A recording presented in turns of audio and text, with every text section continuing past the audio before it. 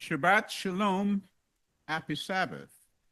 Again, we are thankful to be here at Yah's command. We have heeded his word. And the subject of our study this morning is the Rod of Aaron's Authority. The Rod of Aaron's Authority.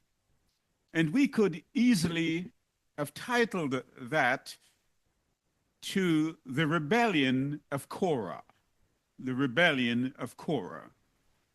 As we read through the entire range of redemptive history, from Genesis moving inexorably to the book of Revelation, we get a panoramic view of what Yah has done to redeem man and to restore him to the official and original position that he had. We read in Genesis 3:15 that there would be an ongoing conflict between the seed of the serpent and the seed of the woman. That's Israel. And so this morning we want to understand that the language of the scriptures, the Holy Writ, must remain the univocal voice of the author, the Ruach, Yahweh, not the impulses of the reader. So we're going to look at that aspect of scriptures this morning, that we see clearly what redemption looks like. And therefore, we're going to focus upon the book of Arithmo in the Greek, and in the English we call it Numbers, but in the Hebrew we call it Bemidbar. Bemidbar.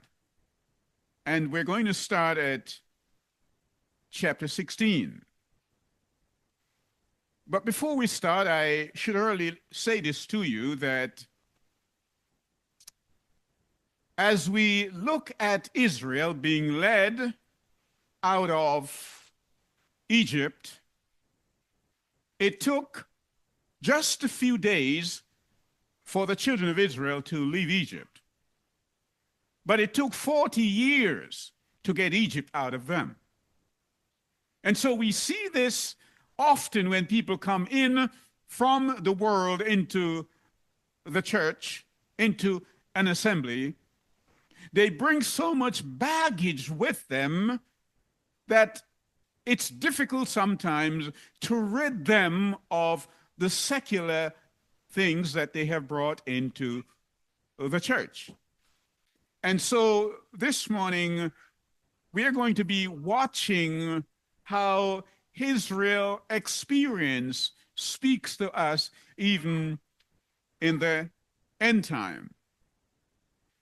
The word says that the relationship that they now have with Yahweh after Mount Sinai is very different from the one that they had before, in the sense that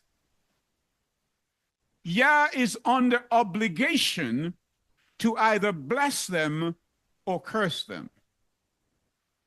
And the reason for that is that they are now married to Yahweh. Prior to that, they were in a state of engagement, not married. But now he is under obligation to bless them or to curse them, and they are under obligation to obey him. Because when we read in Devarim, that's Deuteronomy, chapter 11, and verse 26 reading on, it says, "See, I am putting before you today the barakah and curse. I'm putting before you blessings and a curse.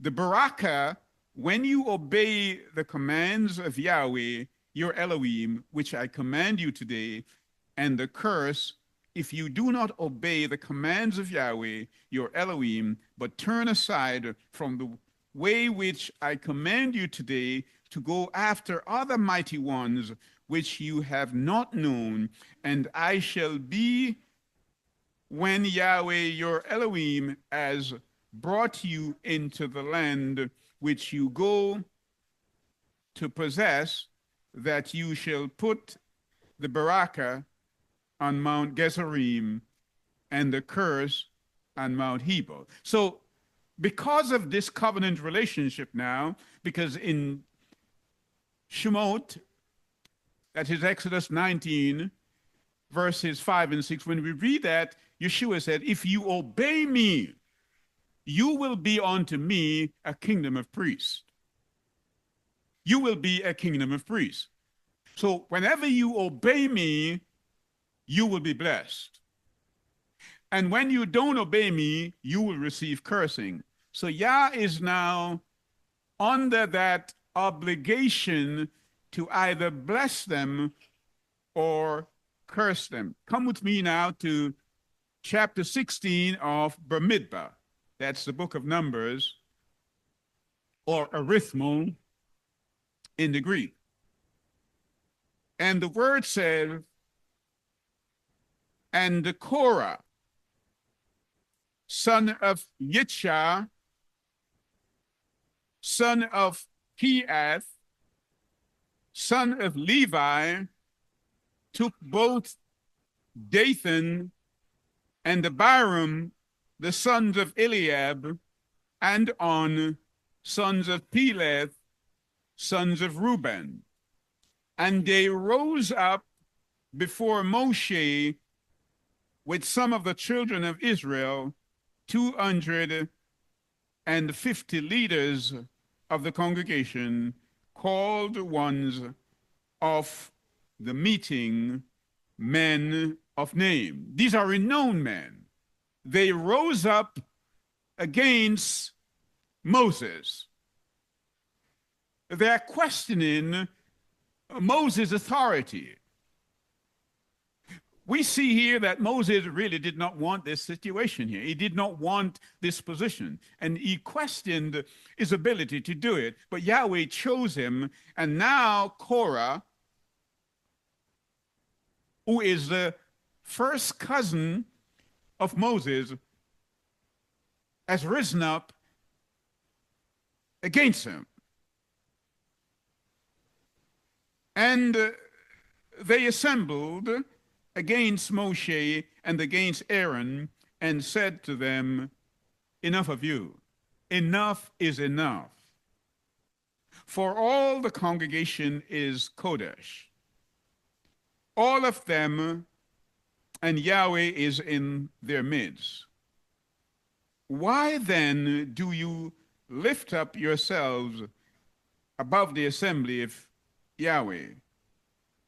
And when Moshe heard, he fell on his face.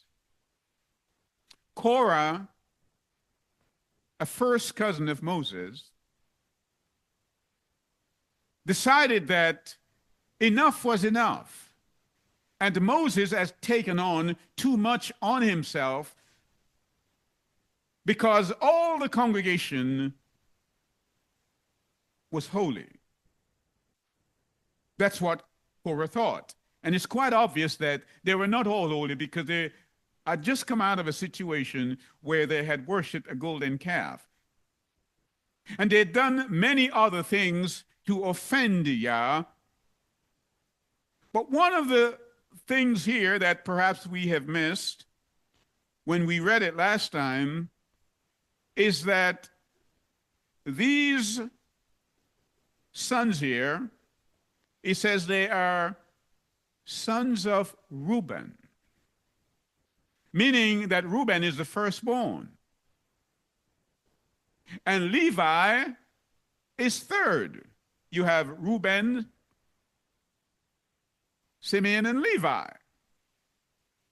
So they're thinking in their own minds, how is it that Levi now gets first choice, and we being firstborn, we are not the priest? We don't have the position that Moses had.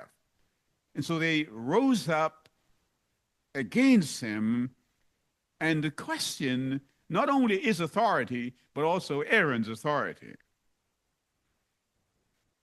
And the word said, when Moses heard this, he fell on his face and spoke to Korah and all his company, saying, tomorrow morning Yahweh shall make known who is his and who his Kodesh, and come near to him, and let him bring near to him the one whom he chooses. Now, we've got to understand that the situation regarding Israel is quite germane to our experience. And why am I reading this? Why? Why is it important for us to study this experience? Because the apostle Shaul, Paul, speaks to us in 1 Corinthians chapter 10 and verse 11. Come with me there. And he says, now these things happened to them as examples and were written down as warnings for us, on whom the fulfillment of the ages has come. He repeats this in the book of Romans, chapter 15, in verse 4. For whatsoever things were written aforetime were written for our learning, that we through patience and the comfort of the scriptures might have hope. Shaul says, these things, the experience of ancient Israel, was written as warnings for us that we would not repeat the same mistake, because prophecy is a cycle and it repeats itself. And so we are going through the second Exodus, spoken of by Jeremiah the prophet in chapter 16, verses 14 to 16. Jeremiah says that Exodus, the second Exodus, is much more than the first Exodus. It is a spiritual Exodus where people are at the point now where they're grasping certain things that they previously had not understood. And we are supposed to move out of this mystery Babylon, but people are not understanding what is taking place. So Paul says these things are warning for us. At that time, circumcision was the mark of the people who were in a covenant relationship with Yahweh, starting with Abraham. So when they had that mark of circumcision, the removal of the foreskin, it was an indication that you belonged to Yah. And implicitly, it says that you would obey what Yah says. At Mount Sinai, when Yah said to the children of Israel, if you obey me, you will be unto me a kingdom of priests, they said, everything that Yah says, we will do. So there was an offer and there was an acceptance, the two elements of a contract.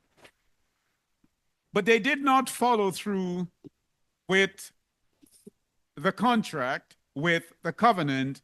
They broke the covenant, and rather than give them the Melchizedek order of covenant, Yah gave them the Aaronic order of things, the Levitical order. And so rather than everybody being a priest, there was only one priest, and all the priests had to come from the family of Aaron. But now Korah, being a Levite himself, is having some problems. He doesn't see why Moses A man who has taken dictation from Yah and is letting the people know what Yah's intention is for them,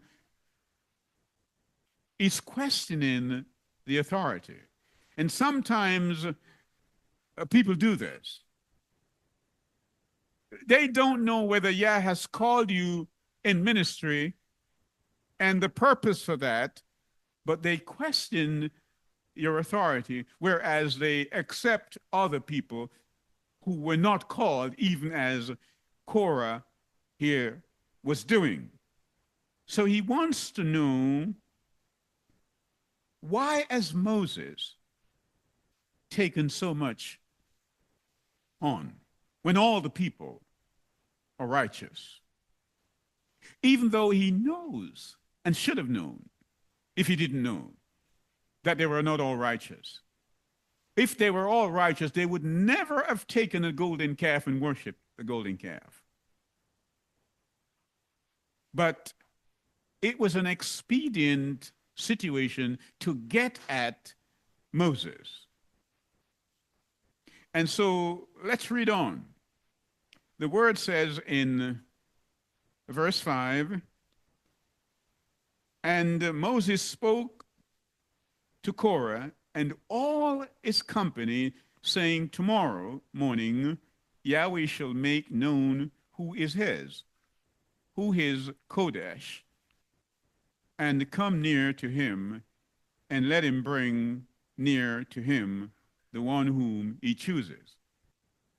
If we compare this to the contemporary world in which we live, we have numerous denominations, numerous churches, people claiming to be Yah's church, being in covenant with him and being the remnant. But we don't seem to have a univocal system whereby we can say, this is Yah's church. Or do we? We do. Because in Revelation chapter 12 and verse 17, the word is very clear. It says, these are they who keep the commandments of Yah, and they have the testimony, the faith of Yeshua. He said, these are the remnants, the people who keep the commandments, including the feast days, including the festivals. They appreciate and respect the new moons.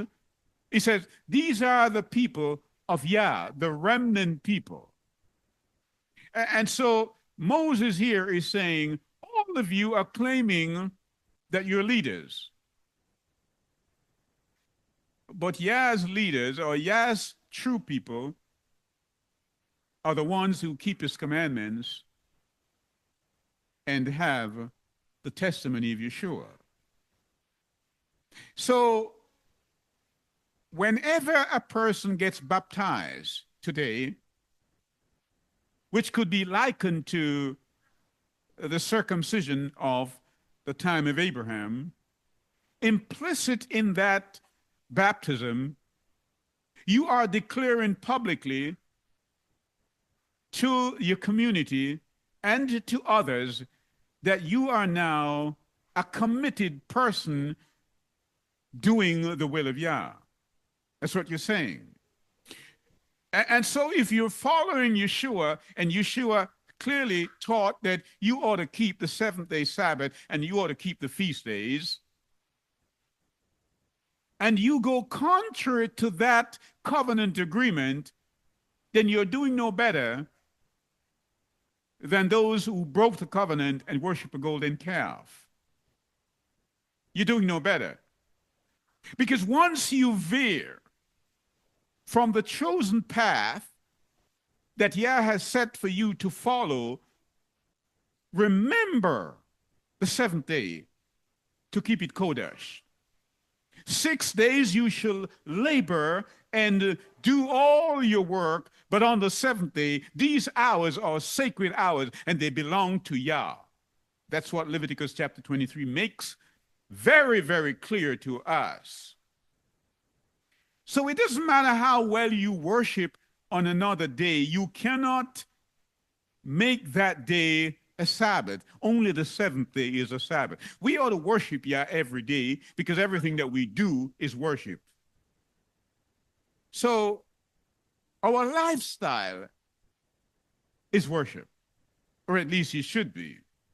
And so the word here says that these men,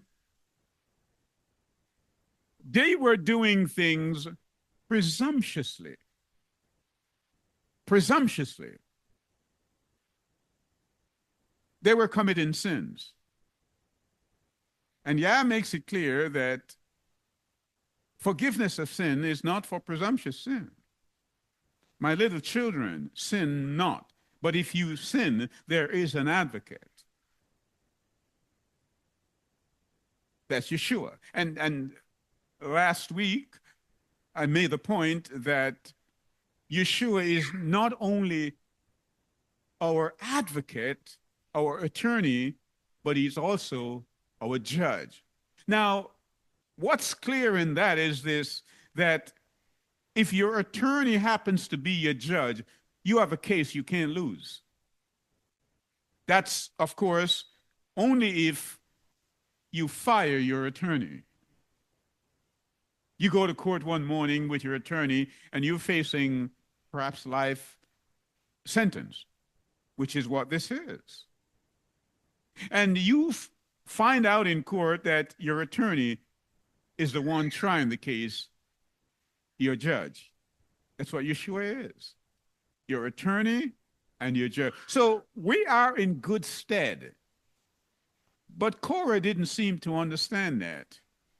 And so let's read on.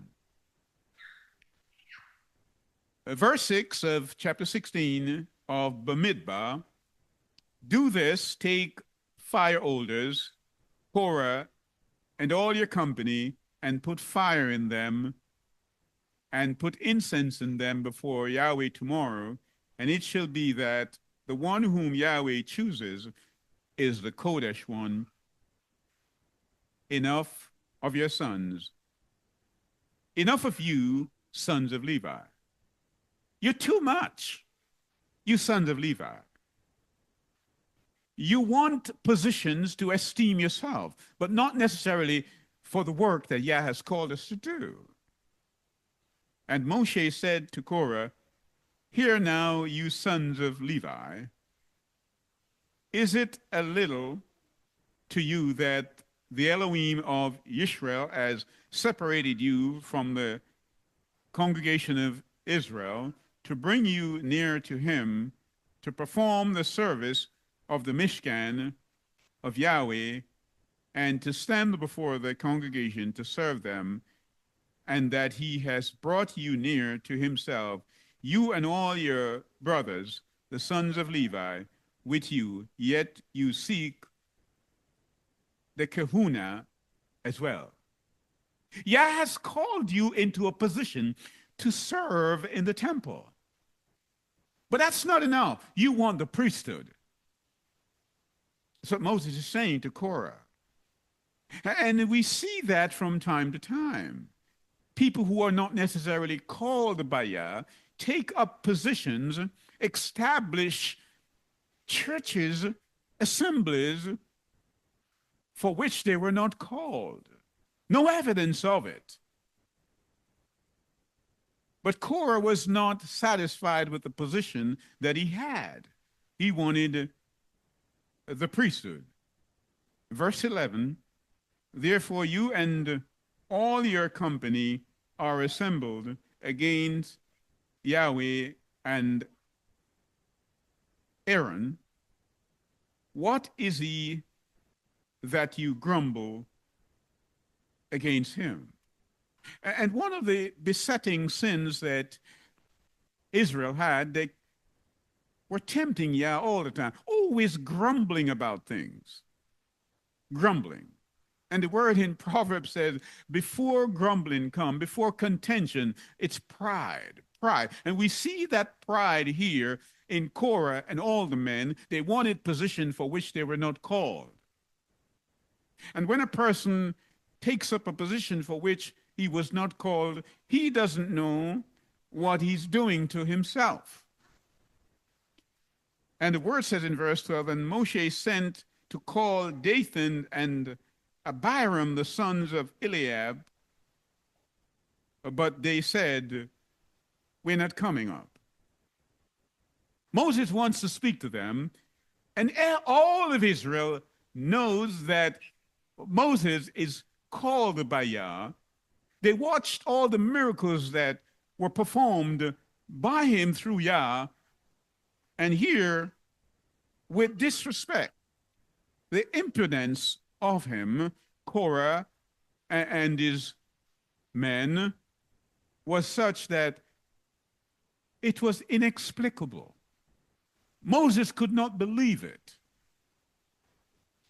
Moses was the one who was bringing them out of Egypt, and they were treating him like a disposable napkin.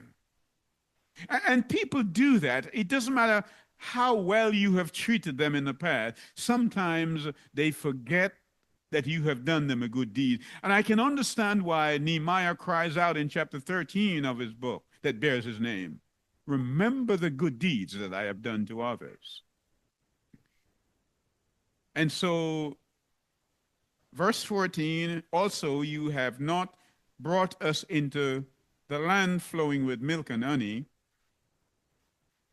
nor given us inheritance of fields and vineyards.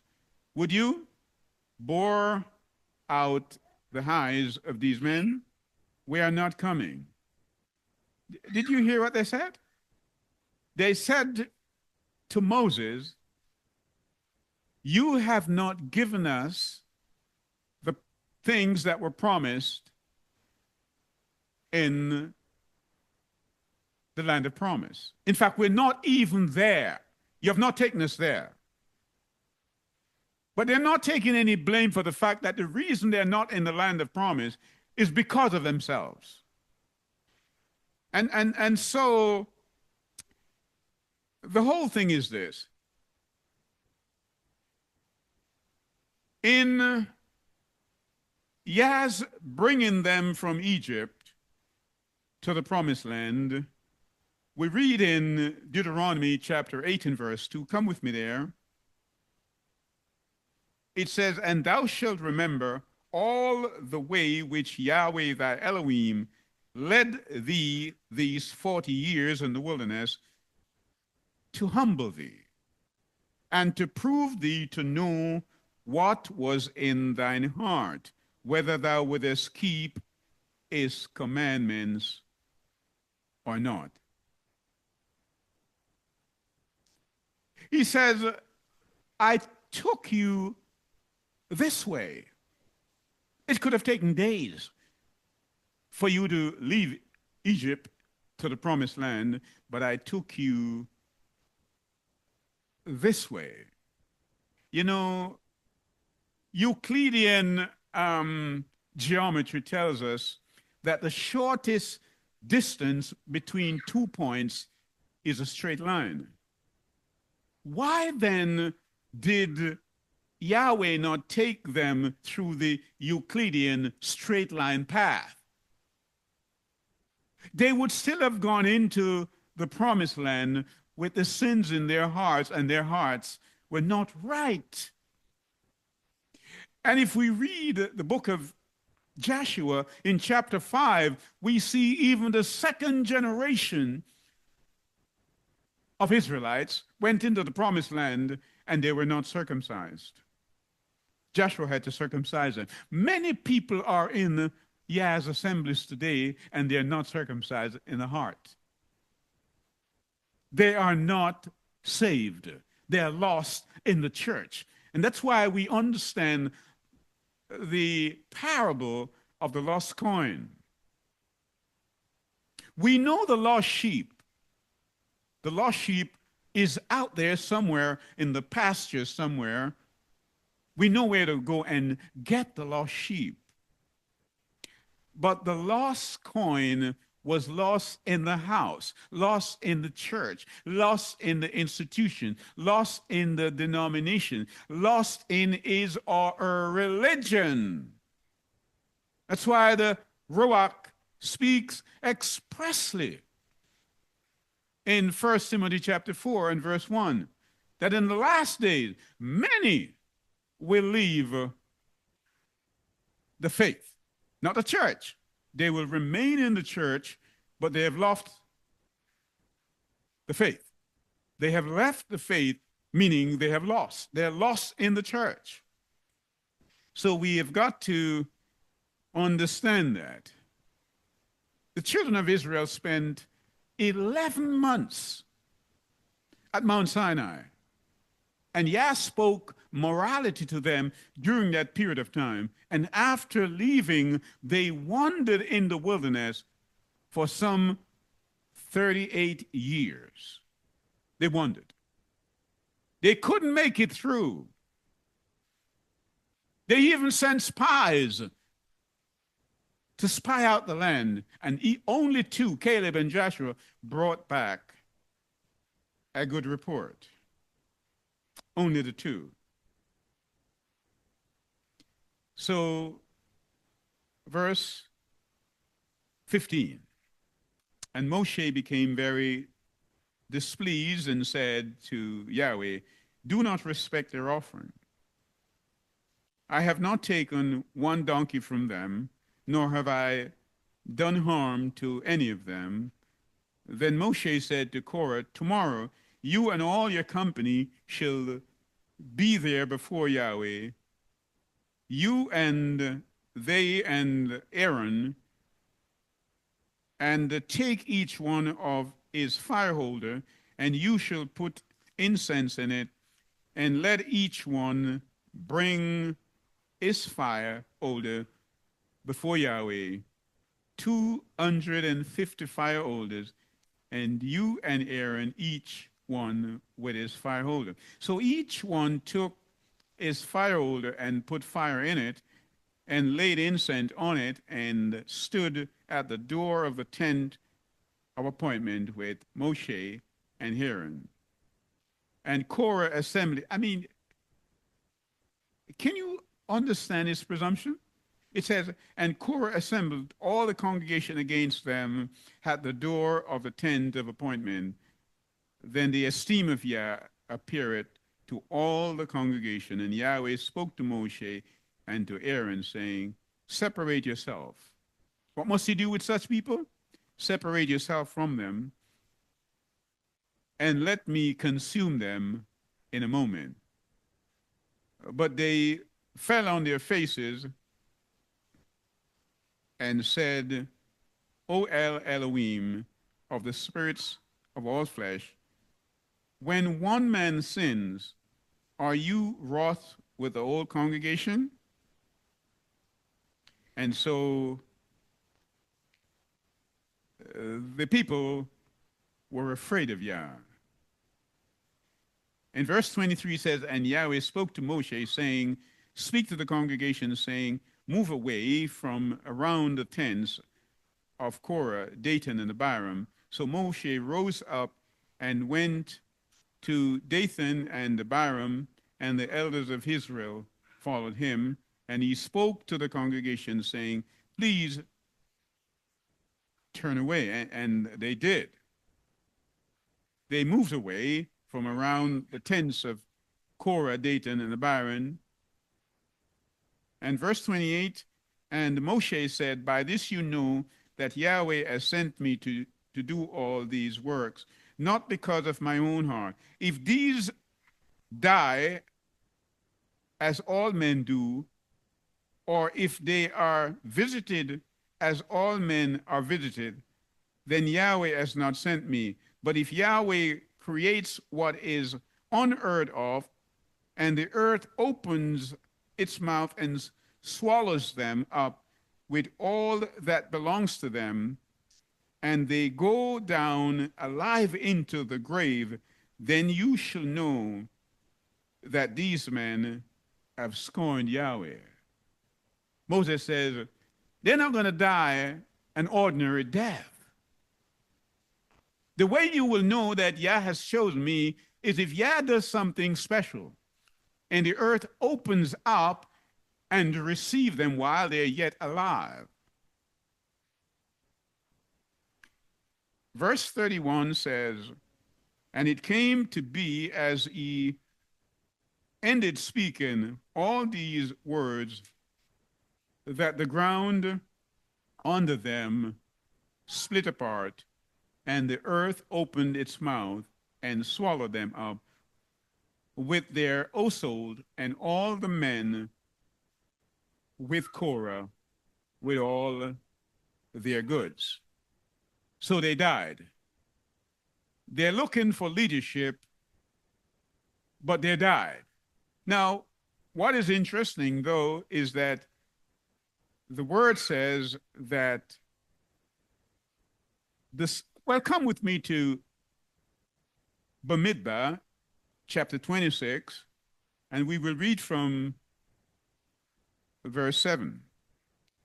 These are the clans of the Reubenites, and their registered ones were 43,730. And the sons of Palu, Eliab, and the sons of Eliab, Nemuel, and Dathan, and Abiram. This Dathan and Abiram, these were the called ones of the congregation who contended against Moshe and against Aaron in the company of Korah when they contended against Yahweh, and the earth opened its mouth and swallowed them up together with Korah when the company died, when the fire consumed 250 men, and they became a sign. But the sons of Korah did not die. They didn't follow their father. They did not follow their father. And when you read in the book of Psalms, you see that the sons of Korah, they have written no fewer than 11 Psalms. Psalm 42, Psalm 84, and so on and so forth. They wrote the psalm because they did not follow. Let's read Psalm 42. It says, to the chief singer, a poem for the sons of Korah. So they wrote psalm. They did not follow their father. So we need not follow people into doing wrong. Psalm 84 also says, to the chief singer on harp, a psalm for the sons of Korah. And so 11 psalms we have here that have been accredited to the sons of Korah, who knew what their father was doing was wrong, and so they didn't follow. In fact, later on, they followed David. And that's what we ought to do, to follow the line of truth. But the word says in verse 41 of chapter 16, but all the congregation of the children of Israel grumbled against Moses and against Aaron on the next day. Almost 300 people died the previous day. And the next day, those who survived it, by the grace of Yah, were grumbling against Moshe and against Aaron, saying, you have killed the people of Yahweh. The people who died, who rebelled against authority, who would not do what Yah had said. Take, for example, in the book of 1 Corinthians chapter 11, the apostle Shaul, Paul, who was called to be an emissary for the Gentiles, he finds himself speaking to some women in Corinth.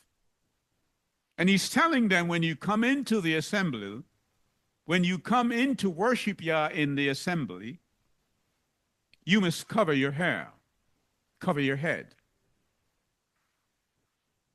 These things are written for our admonition.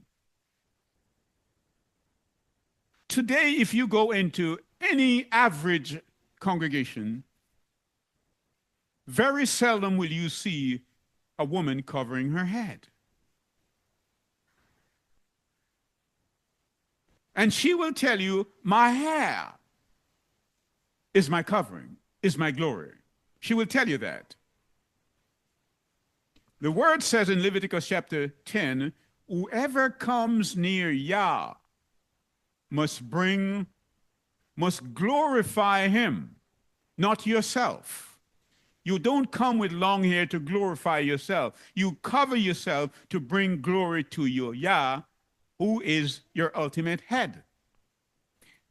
And Paul says that even the angels, for the angels' sake, when you read Isaiah chapter 6, the angels veil their faces before Yah. But we have bare-faced women who are worshiping and they don't cover themselves and have placed themselves out of covenant with Yah. So the people said that Moses was the one who killed the people. It wasn't Moses who divided the earth and took them in. It was Yah, but they blamed Moses for it. And the grumbling did not stop. It did not stop. It continued. In fact, the word says in Numbers 14, 22 to 23, it says, the Israelite murmured and grumbled some 10 times. They tempted Yah. 10 times. That's how much they grumbled. And these things are written for our admonition. And Paul is letting us know that in the last days that people are going to repeat the same mistakes. They are going to seek leaders who are not called by Yah to lead them, and they will lead them into destruction. So come with me to chapter 17. And the word says, and Yahweh spoke to Moshe, saying, speak to the children of Israel and take from them a rod, because they're still questioning the authority now of Aaron. So speak to the children of Israel and take from them, from all the princes, a rod. You see, that's our subject. The rod of Aaron's authority. And so from each of the fathers, from each of the princes of the house and their leaders, according to their fathers' houses, 12 rods, and write their names on each of them. Write it down. Because I want to make sure that you know that in spite of the fact that there are numerous rods in Israel, I have only chosen one to lead my people. There are numerous denominations and churches around, but I want you to know that the remnant church, the remnant assembly, the remnant denomination are those who keep the commandments and have the faith of Yeshua. Don't get lost in the maze of all these denominations, of all these churches. People who are breaking the commandment. They are not in covenant with Yah. Verse 3, and write Aaron's name on the rod of Levi, for there is one rod for the head of each father's house. You shall then place them in the tent of appointment before the witness, where I meet with you, and it shall be, and the rod of the man whom I chose, it will bud. It will have buds on it, and I shall rid myself of the grumblings of the children of Israel, which they grumble against you. And Moshe spoke to the children of Israel, and all their leaders gave him a rod each, to each leader according to their fathers' houses, 12 rods, and the rod of Aaron was among their rods. Now, it intrigues me somewhat in the sense that these people had just seen with their own eyes what Yah had done to the people who grumbled and the people who questioned the authority of Moses and Aaron. They were swallowed up beneath the earth. But they continued to do what is wrong. And so Yah says, now, I'm going to prove once and for all who is my leader. So Moshe placed the rods before Yahweh in the tent of the witness, and it came to be on the next day that Moshe went into the tent of the witness and saw that the rod of Aaron of the house of Levi had budded and brought forth buds and blossom and bore ripe almonds. And Moshe brought out all the rods from before Yahweh to all the children of Israel, and they looked, and each man took his rod, shamefully, I should say. And Yahweh said to Moshe, bring Aaron's rod back before the witness to be kept as a sign against the rebels, so that you put an end to their grumblings against me, lest they die. And Moshe did as Yahweh had commanded him, so he did. And the children of Israel spoke to Moshe, saying, see, we shall die, we shall perish, we shall all perish. Anyone who comes near to Mishkan of Yahweh died. Shall we be consumed to die? So it was settled that Moses and Aaron were the assigned leaders that Yah had chosen and given to the people, but they had questioned them. Sometimes people question your authority because you may not well be part of the mainstream of their thinking or part of the mainstream institution. They seem to think that because a man has been to a particular university to study theology, that he's called. And so that brings to mind the situation with a man called Nicodemus in chapter 3 of the book of Yohanan, who came to see Yeshua one night, and Yeshua said to him, you being a leader of the Jew, not only that, you're born in Israel, but unless you're born of water and of the Spirit, you have no place in the kingdom. Unless we do that which Yah says, unless we obey him, all that we're doing, playing theater in churches, and are whipped up by music-induced idolatry. If we do all those things and we don't worship Yah by way of his word, he says, in vain do they worship me, in vain. And so we've got to understand that Korah and all his men, they earned their infamy by way of disobedience. That's what happens. And so we cannot go the way of these men. Redemptive history tells us that if we want to be redeemed and we want to be in covenant with Yah, then we must obey his commandments. Often I hear people say, well, we are not under the first covenant, we're under the second covenant. And I agree with them. The word says that.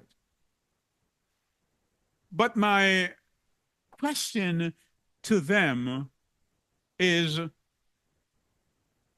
what is the basis of both covenants? What is the basis? Yah says, I'm going to make a new covenant. He said that in Jeremiah 31, 31 to 33. He says the same thing in Hebrews 8 and verse 10. And he said it again in Hebrews 10 and verse 16. I'm going to make a covenant with whom? With Judah and with Israel, not with Gentiles. So those people in churches saying they're Gentile, they have missed that. He is not making a covenant with a Gentile. A Gentile is an unbeliever. And so the very moment you accept Yeshua, baptized by water and in the Spirit, you become under obligation to obey his word. If he says, keep my Sabbath, you don't give him Sunday, the first day of the week. He says, keep my feast day, you don't give him Easter or Christmas. That means you're breaking the covenant. It doesn't matter how grand your edifice is or how well spoken your bishop might be. If he's not doing according to the word, there is no light in him. If they speak not according to the word says they're in darkness. And so you are just wasting time doing things that were not required of you. It's superfluous to the requirement. And so we find that in many churches today, the worship that they put on, the act, the theatrics, religious theatrics, is superfluous to the requirement of scriptures. We've got to understand that. And so Korah was pleading for the people, saying they're all righteous. Seemingly, he has no understanding of what righteousness is. And Moshe was showing him what righteousness looks like. But he didn't want to hear because he thought that he, being a Levite, he was entitled to be a priest. And we find that today that the priesthood in some places have become a dynasty. Because my father was a priest, so I need to be a priest too. And that's how people talk. No. It's a calling. It's a calling, not a job. You're called to lead a people into righteousness. So when your church is not teaching you how to live righteously, your church is not teaching you. Your church is not teaching you. And so we need to understand that to be Kodesh, to be righteous, is to be set apart from the world. As I indicated also a week ago, that once upon a time, the church was a people called out of the world. Now it's a world called into the church. And therefore, there is no demarcation between the world and the church. And it is sad. And so the church has become an unclean place where all kind of unclean birds are nesting in the branches, in the denominations. And then therefore, we need a Moses. We need an Elijah. We need certainly a John the Baptist, particularly in these last days, to say to some of them, you cannot have your brother's wife. We need that. We need an Elijah to get all the false prophets and gather them up at the Mount Carmel of our choice and tell them that what you're teaching is not the univocal voice of Yah. It's not that. So when I ask the people, what is the basis of both covenants, the old and the new covenants? The only answer to that is the Ten Commandments.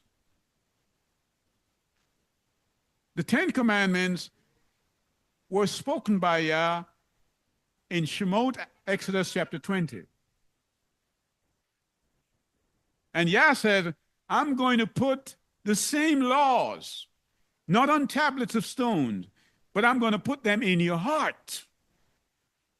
So if it's the same 10 commandments, the 10 words that Yah spoke, that is the basis of both covenants, why aren't you keeping the Sabbath?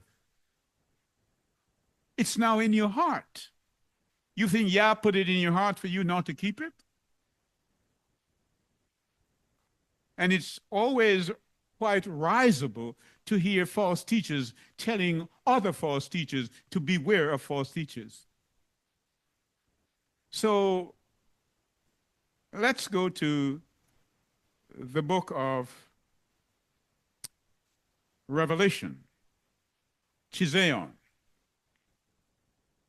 The book of Chizayon, and we will look at chapter 22. Chapter 22. As we indicated earlier, that as we look at this panoramic sweep from Genesis to Revelation, we're looking at the history of redemptive history and how Adam sinned. And Adam's sin affected not only human beings, the animals, the plants, the fruits. And the Apostle Paul said, the whole creation groaneth. Before Adam's sin, man had never seen a withered leaf, a blighted fruit. He had not seen death in any form. And that ought to make us think of how serious sin against Yah is. But because Adam sinned, we inherited that genetic transmission because we were in his loins. He disobeyed Yah. These things are written for our warnings. Disobedience is a violation of the covenant agreement. Remember the seventh day, keep it Kodesh. Keep my feast days. Constantine said you don't have to do that. And all the churches that emanate from the Protestant Reformation, they followed Constantine and they fell out of covenant relationship with Yah. I know what they think. Because sometimes they have 5,000, 10,000 members and they think the church has grown. Numerically, yes. But spiritually, no. You've got to walk, Jeremiah says, in the whole path. Let's go back to the whole path. Korah, go back to the whole path. And so, as leaders in any assembly, you're going to have people taking you on. Moses had his own brother and sister speaking against him. And the word says Miriam broke out in leprosy. Perhaps that's what they call Hansen's disease now. She broke out in leprosy. She was out of the camp for 7 days until she repented. But she spoke. And Moses says, wrote of himself. We couldn't write that. Moses said, and the man Moses was the meekest man in all the world. He wrote that of himself. If we were to do that, people would jump at that. But Moses can do that because he was. And Yeshua can say that because, read of me because I am lowly and I am humble. Yeshua said, we can't do that. We don't have those thing in us. We're not cut out that way because too often we're too prideful and we don't take counsel very well, like Korah.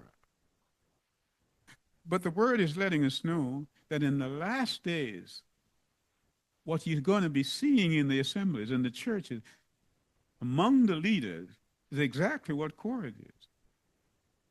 People are going to take on responsibility that were not given to them. Chapter 22 of Revelation, as we bring this to a close. And he showed me a pure river of water of life, clear as crystal, proceeding out of the throne of Elohim and of the Lamb in the midst of the street of it. And on the other side of the river was there the tree of life, which bare the 12 manner of fruits, and yielded her fruit every month. And the leaves of the tree were for the healing of the nations. And there shall be no more curse, no more grumblings. But the throne of Elohim and of the Lamb shall be in it, and his servants shall serve him. And they shall see his face, and his name, Yeshua, shall be on their foreheads. And there shall be no night there, and they shall need no candle, neither light of the sun, for Yahweh Elohim giveth them light, and they shall reign forever and ever.